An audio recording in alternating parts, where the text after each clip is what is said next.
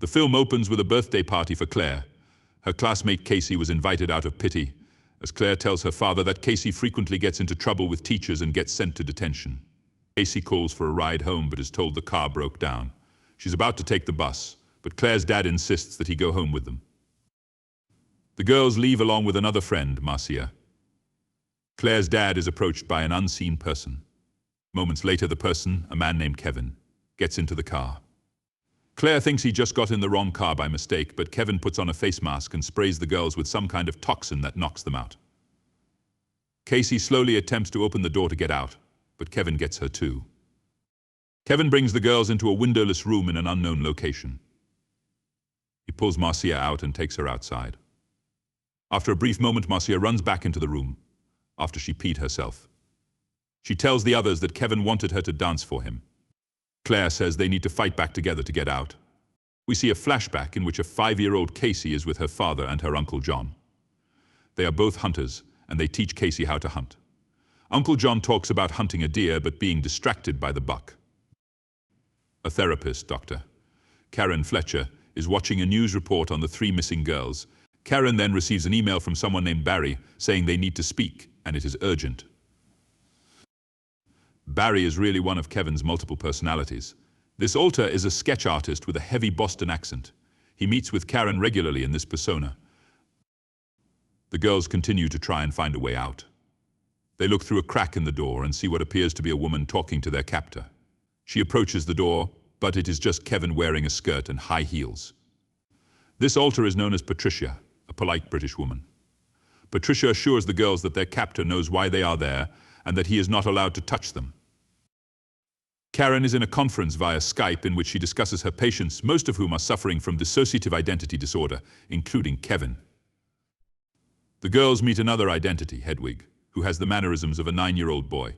He claims that Patricia and Dennis, the persona that captured the girls, are mad at him and that he is in trouble. Casey talks to Hedwig in an attempt to get a way out of there by telling him that Patricia and Dennis are still mad at him and that he's in trouble.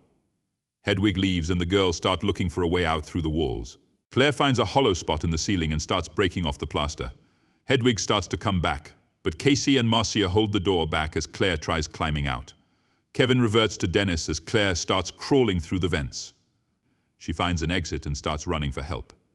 She hides in a locker, but her trembling breath is so loud that Dennis finds her.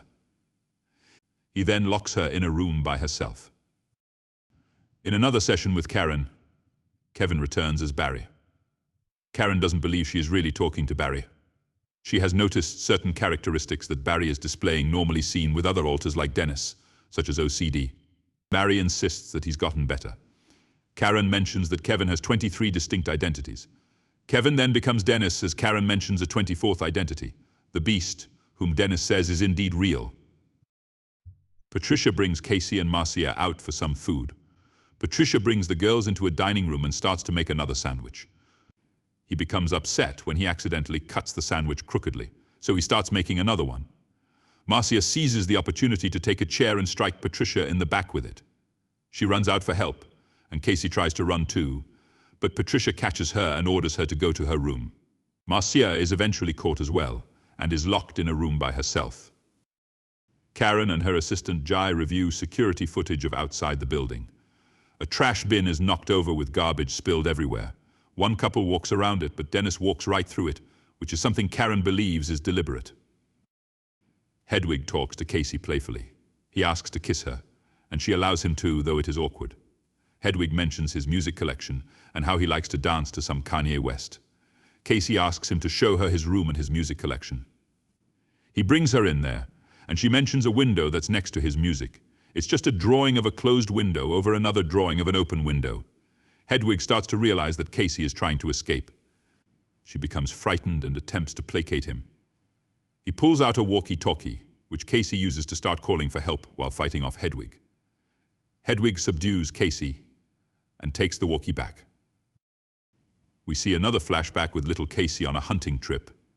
With her dad not around, Uncle John starts wanting to play. He strips down to his underwear and tells Casey to take off her clothes because animals don't wear clothes. Later, John emerges from behind a rock and sees Casey holding a rifle at him. He manages to take it back from her before she pulls the trigger. Karen goes to Kevin's home and is greeted by Dennis. He invites her inside and they continue to discuss the Beast, as well as the Horde, which is the name given for the major identities that control Kevin. Karen then becomes genuinely terrified. She goes outside and finds Claire trapped in her room, but Dennis pulls Karen away before she can help. Casey finds a laptop with videos on every one of Kevin's identities. She sees one called Orwell, who discusses philosophy, and another named Jade, who is diabetic. Dennis goes to an abandoned train car and starts to transform into the Beast. He is significantly taller and stronger than any other identity. He returns home and finds Karen writing something on a piece of paper. She grabs a small knife as he crawls on the wall and grabs her. Karen starts trying to stab him, but the knife breaks. The Beast then squeezes Karen until her spine snaps and she dies. Casey gets out and tries to find the other girls. She finds Marcia dead with her stomach having been ripped open. Casey then finds Claire alive, but she gets dragged as the Beast starts chewing into her stomach. Casey finds the paper that Karen wrote on. It says, "Say his name, Kevin Wendell Crumb." The Beast finds Casey, but she repeatedly shouts his name, making him revert to normal. We briefly see a flashback of Kevin's mother yelling at him as a child by saying his full name and telling him he's made a mess. Present-day Kevin has no memory of what he's done as Casey tells him he killed Karen, Claire, and Marcia. He tells Casey there's a gun in one of the cabinets and that she must kill him. The major identities start to take control all at once. Casey runs as the Beast starts to come back. Casey finds some shells and loads them into the gun. The Beast starts crawling up on the ceiling and starts taking out the lights, leaving Casey with no sight to shoot at him.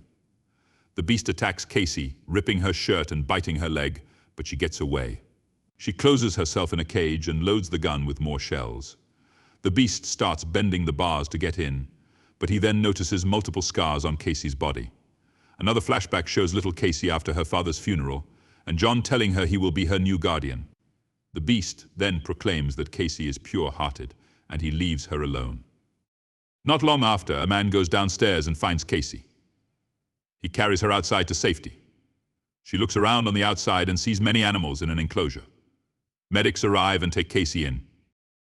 Kevin is somewhere by himself, with the Horde controlling him completely now.